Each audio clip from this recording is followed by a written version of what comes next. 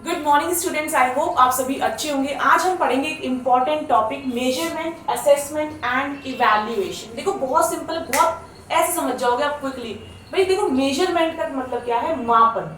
ठीक है, कोई ऐसी चीज जिसको हम संख्या में माप सके या संख्या के आधार में मेजर कर सके। जैसे कि क्लास में बच्चे के 80% आए, हमने रिजल्ट में लिख दिया भाई 80% मार्क्स हैं। या किसी सब्जेक्ट में बच्चे के 60 मार्क्स आए 100 में से, तो हमने 60 लिख दिया। ये क्या है? उसका ये मापन है। ये क्या है? ये मेजरमेंट है।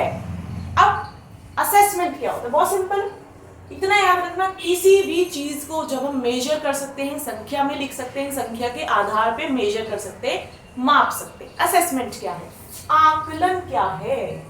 भैया आकलन का मतलब है, इसी उदाहरण से समझते हैं कि बच्चे के 100 में से 60 नंबर आए। क्यों आए? कहाँ कमी रह गई कि बच्चा 90 के ऊपर नंबर नहीं ला पाया?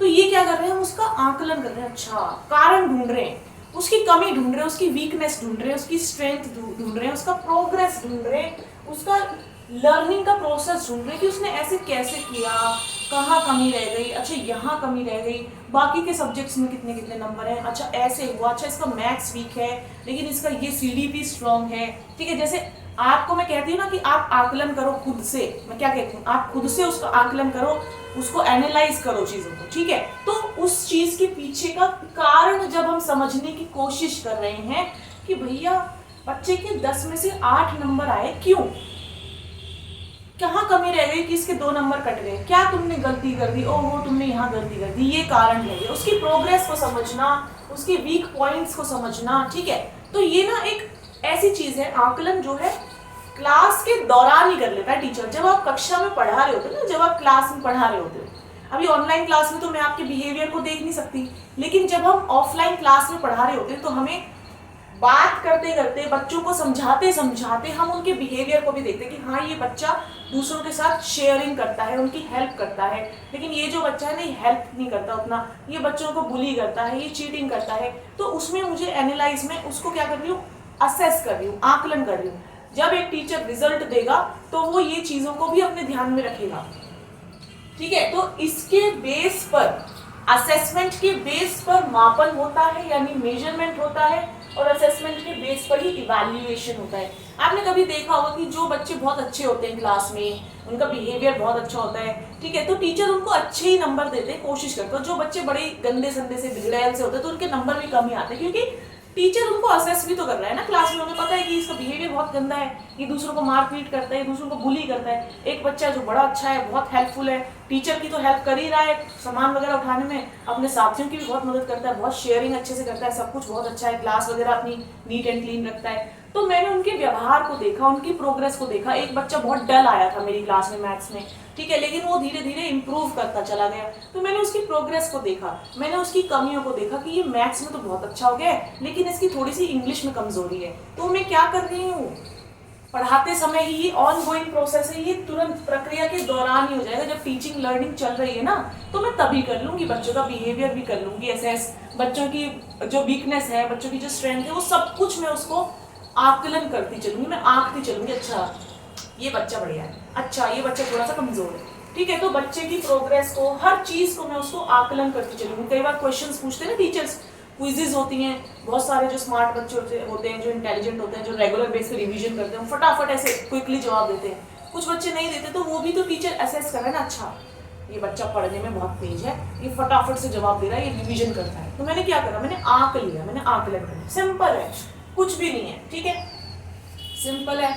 इवैल्यूएशन क्या होता है? मूल्यांकन। जब आप अपना फाइनल जजमेंट दे देते हो कि भैया हमने असेसमेंट कर लिया, हमने मेजरमेंट भी कर लिया, अब इसी के आधार पर, असेसमेंट के आधार पर हम इवैल्यूएशन भी करेंगे, मूल्यांकन। भाई असेसमेंट हुआ, ठीक है, मैंने सब चीजें ऑल ओवर बच्चे की मैंने आंकी है, मैंने असेस करी है, उसके नंबर भी मैंने दे दिए। ठीक है, तो अब हम पास, फेल, ग्रेडिंग, रैंकिंग ये सब करेंगे, जो फाइनल एक जजमेंट देना कि ये बच्चा तो कमजोर ही है, ये मैंने एक जजमेंट दे दिया, ये मेरा एक डिसीजन हो गया, ये बच्चा तो बढ़िया है, ये बच्चा स्मार्ट है, ये बच्चा टैलेंटेड है, इसको लो, ये बढ़िया है। तो ये क्या दे दिया? मैंने एक फाइनल जजमेंट दे दिया। पहले मैंने आकलन किया, फिर उसको मेजर किया नंबर्स के आधार पे भी, और उसके बाद मैंने उसका मूल्यांकन कर दिया, मैंने फाइनल जजमेंट दिया, अरे ये बहुत बढ़िया बच्चा है, गॉड गिफ्टेड बच्चा है, जीनियस बच्चा है, टैलेंटेड बच्चा है, ये बिल्कुल बेकार है। तो ये क्या हो गया, मेरा जजमेंट हो गया, डिसीजन हो गया, मैंने इसको रैंकिंग दे दी कि ये तो 5वीं 6वीं रैंक पे आता है, ये बच्चा फर्स्ट रैंक पे, ये बच्चा पढ़ाई में बहुत अच्छा, ये बढ़िया है। तो ये क्या हो गया, हमारा फाइनल जजमेंट है। और ये टीचिंग लर्निंग जब खत्म हो जाती है उसके बाद होता है। भाई टीचर की क्लास ओवर हो गई, उसने कुछ क्विज कराए थे, कुछ टेस्ट लिए थे, जो रेगुलर बेस पे हर हफ्ते टीचर्स लेते हैं, तो उनके आधार पे मैंने पहले मेजर करा और उसके बाद मैंने अपनी फाइनल जजमेंट दी कि हफ्ते में, महीने में जितने भी टेस्ट हुए, ये बच्चा तो फेलियर है, ये बच्चा टैलेंटेड है। ठीक है, सिंपल है। मेजरमेंट और असेसमेंट इवैल्यूएशन में कुछ भी नहीं है। ठीक है, इंपॉर्टेंट चीज होती है यहाँ पे शुरू। ठीक है, एक होता है असेसमेंट ऑफ लर्निंग, इसके नोट्स मैंने आपको अपने टेलीग्राम ग्रुप में दे रखे हैं, ध्यान से देख लेना। असेसमेंट फॉर लर्निंग और assessment as learning. Assessment of learning आप ऐसे मान के चलो, ये सबमेटिव असेसमेंट है, यानी जो आपके फाइनल एग्जाम होते हैं ना, या हाफ ईयरली एग्जाम होते हैं, यानी ऑल ओवर जो आपका पूरा आकलन किया जाएगा। ठीक है, तो ये सीखने का आकलन है, जो मैंने फाइनल टेस्ट लिया कि मैं अब देखूं कि बच्चे ने कितना सीखा है फाइनल बेसिस पे, ये है सीखने का आकलन। ठीक है, ये आपका सीखने का आकलन है। ठीक, ये समेटिव असेसमेंट है, समेटिव। ठीक है, इसी को आप ऐसे कह सकते हो कि ये समेटिव असेसमेंट है।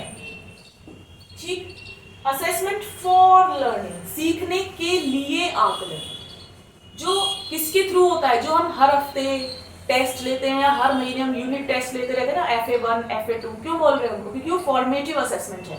कभी आपने फुल फॉर्म जाननी चाहिए कि FA क्या है या SA क्या है। SA मतलब समेटिव असेसमेंट, सीखने का आकलन, और FA मतलब फॉर्मेटिव असेसमेंट। अगर कंफ्यूजन हो कि ऑफ में या फॉर में कौन सा था फॉर्मेटिव असेसमेंट, तो फॉर से याद रख लो, फॉर और फॉर्मेटिव। ठीक है, तो ये क्या है, ये फॉर्मेटिव असेसमेंट है। बच्चे को हम कॉन्टिन्यूसली हम असेस करते जा रहे हैं, लगातार हम उसका हर हफ्ते हर महीने टेस्ट ले रहे हैं। ठीक है, ये सीखने के लिए आकलन है। एक होता है असेसमेंट एज लर्निंग, जो आप लोग करते हो सीटेट के जो एग्जाम की तैयारी कर रहे हैं, यानी बच्चा ना खुद ही अपना आकलन कर रहा है। आप करते हो ना, आपने अपने प्रीवियस ईयर क्वेश्चन पेपर्स लगाए, आपके जितने नंबर आए, आपने कहा अरे अभी तो मेरे 80 ही आ रहे हैं, ये तो गलत चीज है, मुझे अपना स्कोर बढ़ाना पड़ेगा। कैसे बढ़ेगा कि भैया मेरे को अच्छे से एनालाइज करना पड़ेगा, क्या मेरी गलती हो रही है, क्यों मेरी गलती हो रही है, क्या मेरे कॉन्सेप्ट्स क्लियर नहीं है। तो ये आप क्या कर रहे हो, खुद का आकलन ही तो किया। आपने अपना वीक पार्ट निकाल लिया, कैसे निकाल लिया, आपने आकलन करा कि मेरा मैथ्स वीक है। आपने स्ट्रॉन्ग पार्ट निकाला, मेरा CDP स्ट्रॉन्ग है, कैसे करा, आपने आकलन करा। तो असेसमेंट एज लर्निंग, यानी जब बच्चा खुद का मूल्यांकन कर रहा है, खुद का आकलन कर रहा है और खुद ही को जजमेंट दे रहा है। ठीक है, तो बहुत सिंपल है, कुछ भी नहीं है। मेजरमेंट, असेसमेंट, इवैल्यूएशन मैंने आपको अच्छे से समझा दिया है। ठीक है, बाकी नोट्स टेलीग्राम ग्रुप में है। बहुत से स्टूडेंट्स को टेलीग्राम ग्रुप का लिंक ही नहीं मिल रहा है, तो वो हमारे चैनल के डिस्क्रिप्शन में है। एंड प्लीज अगर आप वीडियो को यहाँ तक देखा है तो प्लीज चैनल को सब्सक्राइब भी कर लो। ठीक है, तो मेरे दिल से आपको दुआ लगे कि आपका एग्जाम क्वालिफाई हो जाए, चैनल जरूर सब्सक्राइब करो। ठीक है, and all the very best for your CTET exam. Stay happy and blessed. और उन लाखों बच्चों से आपको बहुत बेहतर बनना है जिन्होंने हार मान ली कि 20 दिन रह गए, अब कुछ नहीं होगा। लेकिन आपको हार नहीं माननी है, आपको कहना है खुद से, मैं सक्षम हूँ, मैं ब्रेव हूँ, मैं जो भी करना चाहूँ वो कर सकती हूँ। 20 दिन रह गए तो क्या, मैंने फॉर्म भरा है, मैंने पैसे दिए हैं, अब तो मैं जितना हो सके अपना 101% दूंगी। बुक लूंगी, बुक में से फटाफट प्रीवियस ईयर क्वेश्चन पेपर लगाऊंगी, हर दिन कम से कम 3 घंटे पढ़ूंगी, और जो कॉन्सेप्ट्स मेरे क्लियर नहीं है उनको मैं फटाफट क्लियर करूंगी। ठीक है, पर हार नहीं माननी। आप हार मानने वालों से बेहतर बनोगे, क्वालिफाई हो ना हो, लेकिन हम हार तो नहीं माने ना। कम से कम जब आप एग्जाम देकर आओ एग्जाम हॉल से बाहर, तो आप खुद से ये तो कह सको, आपको खुद से वो गिल्ट ना महसूस हो, आपको खुद से शर्म ना आए अपने ऊपर, यार मैंने तो हार मान ली थी, मैंने मेहनत ही नहीं करी। आपको प्राउड हो कि मैंने 20 दिन में बहुत डट के मेहनत करी। ठीक है, इसी के साथ thank you so much, stay happy and blessed and all the very best for your CTET exam.